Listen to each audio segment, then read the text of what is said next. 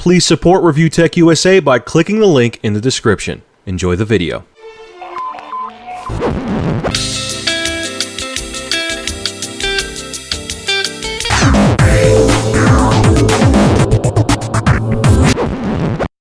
What is really good, internet world? This is Rich of Review Tech USA, and you know what time it is when you see the wood grain and hear my sexy voice. It is time for a product review, and this is a new product from Stone Age Gamer. Now, for those who have been following me for a while, you'll remember several months back I reviewed the FC3 Plus, which generally was a really good system.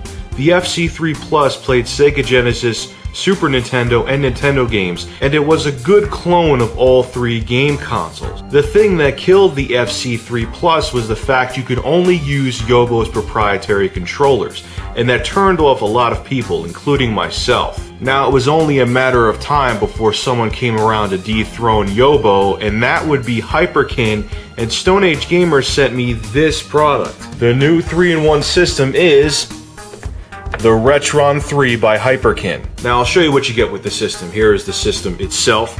I already did an unboxing of it because it would I have a lot to show in this video, so I don't want to take up too much time. So you get two wireless infrared controllers, which I'll tell you right now, these things are absolutely terrible. I have been playing with the system and you can't even use them. They're unplayable on all three consoles. You get included, which I think is really nice, is you not only get composite cables, you get stereo, left, right, and video. You get a pretty hefty S-video cable as well. So if you want improved picture on your Super Nintendo and Sega Genesis, you can use S-video. Unfortunately, S-video does not work with the Nintendo, which is pretty disappointing. You get your fairly hefty power adapter. This is actually one of the bigger power adapters I've seen with the clone consoles. Usually they're very small, they're almost like cell phone adapters, but this one almost looks like the old school Nintendo one. It's not as big, but it's pretty large considering. Okay, last but definitely not least is the Retron 3 console itself, and I will say right off the bat is that this console is built better than other clone consoles. All of the switches feel really solid, the reset button feels good. I like that they have this dial to switch between the NES, Genesis, and Super Nintendo. The only thing I don't get is that it has 4 slots and there's only 3 systems, so if you have it tilted all the way here, it doesn't do anything. Maybe they were thinking about putting a 4th console in this thing and they didn't do it. You got your dust covers here. They actually feel really solid for dust covers. A lot of times they're very flimsy. They're not on this, which is really cool. Now this is where the Retron 3 stands out compared to other clone consoles. Not only do you have your SNES controller ports up in front, you have NES controller ports on one side and Sega Genesis controller ports on the other side. So you can use your original controllers from all 3 consoles and they'll work, and I've tried it and they work awesome. The only thing I could say is I wish they put all the controller ports in front, because if you put this in an entertainment center, it's kind of a pain in the butt to have them on one side, and on the other side you'll have to pull out the system. If you have everything really close together, it's kind of awkward, kind of a little design flaw, but honestly I'll take it. Having all 3 original controller ports for all 3 systems was an ingenious idea. Let's take a look at the back here. Another thing I like compared to the FC3 Plus is that this has not only a composite but S-video. You have your switches, you could switch between NTSC and PAL, and you have your DC input for your power. Also keep in mind, even though there is no light gun included, because it has the original NES ports, it will work with your NES Zapper. Okay, so I gave you a quick overview of the Retron 3. Now let's take it upstairs to my capture equipment and capture some footage from all 3 consoles and see how it performs.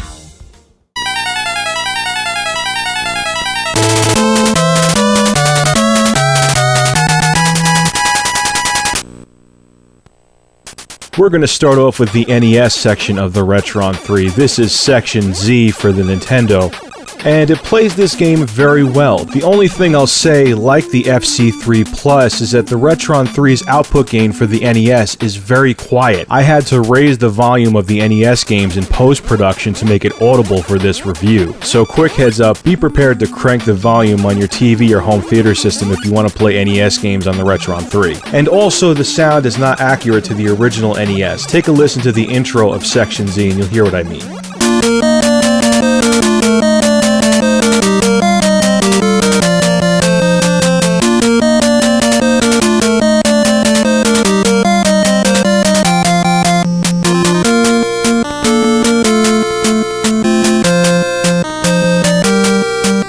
Once again, like I said with the FC3 Plus, the audio isn't bad. It's not distorted like it is on the Retro Duo, but it's just not accurate to the original. But besides for that, like I said, the game plays great, the colors are accurate, I really can't complain.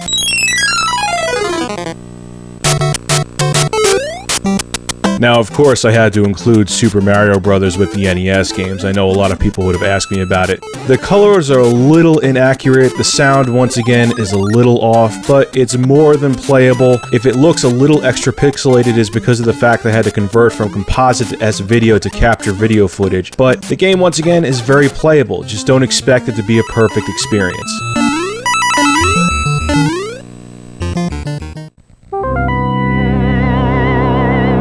Okay, we're taking a look at the good old Sega Genesis side of things on the Retron 3, and we're going to start off with Castlevania Bloodlines, developed by Konami. Now, visually, because this actually works with the S-video output, it looks better than an original Sega Genesis. The whites are very bright, the colors are very sharp and defined. I was actually amazed by how good the Sega Genesis section of the Retron 3 looked through the S-video connection. I just wish Hyperkin made the NES part of the Retron 3 S-video compatible, just to make setting it up on your TV more convenient. The only flaw that caught my attention while playing Castlevania Bloodlines on the Retron 3 is that the sound output sounded kind of muffled.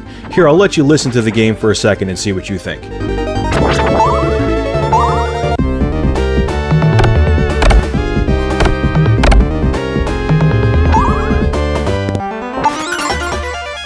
Did you hear how the snare and the high-frequency sound effects in that little clip sounded really rolled off? Maybe not if you're not familiar with Castlevania Bloodlines, but I noticed it. It's not really a big deal, but I did feel it was necessary to mention it. But like I said, the visuals look gorgeous, the sound is more than passable. I like it. I can't complain.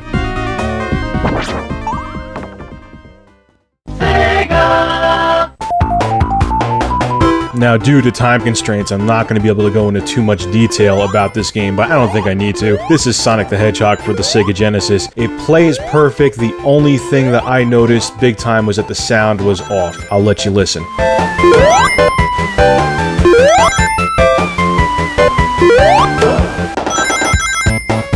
Now granted, when Sonic collects rings, it doesn't make your ears bleed, and it doesn't have off-key notes like the Gen Mobile does, but it just doesn't sound like the original Sega Genesis, and it was much more noticeable in this than Castlevania Bloodline. But once again, it plays great, the sound is good enough, I can't complain.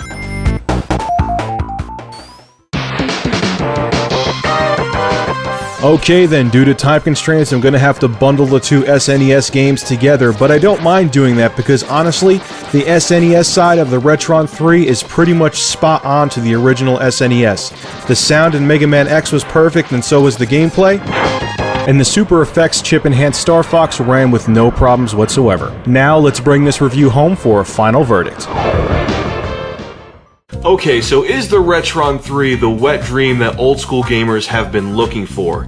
Pretty much, yeah. All three systems perform pretty well, you can use all your old school controllers with the system, and it has S-video out to get the better picture quality. But unfortunately, the Retron 3 does still have some glaring flaws. The first being these horrible controllers. First off, what is with using infrared? You have to have the controller directly in front of the system, and even when you have these in front of the system, they're not responsive. There's a huge delay. They're worthless. You can't use them. They make games unplayable. Just, if you get the system, throw these things in the garbage. That's all you can do with them. The second problem with the Retron 3, and this is a big one as well, is that it has the same compatibility issues. It doesn't work with Virtual Racing. It doesn't work with Street Fighter Alpha 2. It doesn't work with Castlevania 3.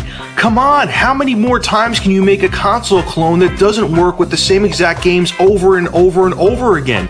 And it spans through all the different companies. This is a pile of crap. I don't get it. It drives me insane. I mean, are you kidding me? God almighty in heaven.